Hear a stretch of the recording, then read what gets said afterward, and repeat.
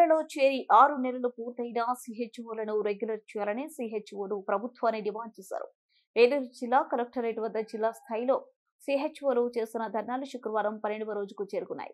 ఈ రోజు సీహెచ్ఓలు రోడ్డుపై బోర్ల పడుకొని ప్రభుత్వానికి సస్తంగా నమస్కారాలు చేసి తమ కనీస సమస్యలు అయిన వెంటనే పరిష్కరించండి అంటూ సీహెచ్ఓలు వేడుకున్నారు. విధులు చేపట్టి 6 సంవత్సరాలు పూర్తయిన సీహెచ్ఓలను రెగ్యులర్ చేయాలని, ఈపీఎఫ్ఓ పునరుద్ధరించాలని, పెండింగ్ ఇన్సెంటివ్లు మంజూరు చేయాలని సీఎం చంద్రబాబు నాయుడుకు, ఉప ముఖ్యమంత్రి పవన్ కళ్యాణ్ కు, వైద్య ఆరోగ్య శాఖ మంత్రికి సస్తంగా నమస్కారాలు పెడుతూ తమ సమస్యలు పరిష్కరించాలని వేడుకున్నారు.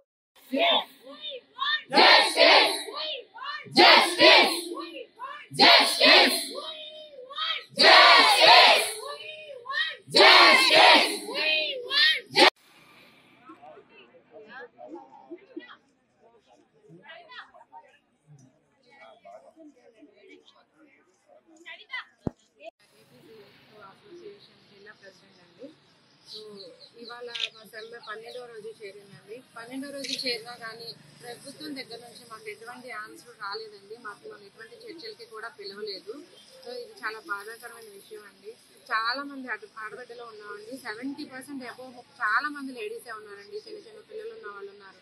ఎండనక వర్షం అనక మేము 12 రోజుల నుంచి దీక్ష చేస్తాం. మమ్మల్ని పట్టించుకునే వాళ్ళు ఎవరు లేరండి. మేము ప్రభుత్వాన్ని రిక్వెస్ట్ చేస్తున్నామండి. మేము న్యాయమైన పోరాటమే చేస్తున్నాం కానీ అన్యాయంగా ఏది అడగట్లేదు.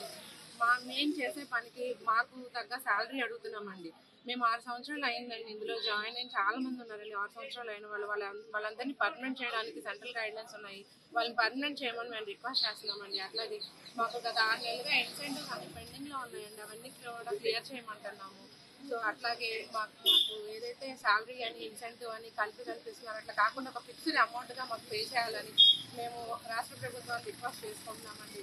సో మేము చేసే ఈ న్యాయబద్ధమైన పోరాటంలో మీరు మమ్మల్ని పిలిచి మాతో మాట్లాడి మాకు ఏదైనా ఒక పాజిటివ్ రెస్పాన్స్ ఇస్తారని చెప్పేసి మేము 12 రోజుల కింద ఇదే టెంట్ కింద ఎండ కింద వానలో తడుచుకుంటూ ఇక్కడే ఉండి మేము ధర్నా చేస్తున్నామండి. సో ఇవన్నీ విషయాలు దృష్టిలో పెట్టుకుని ప్రభుత్వం మా యొక్క న్యాయమైన డిమాండ్ని పూర్తి చేయాలని మేము ప్రభుత్వాన్ని రిక్వెస్ట్ చేస్తున్నాం.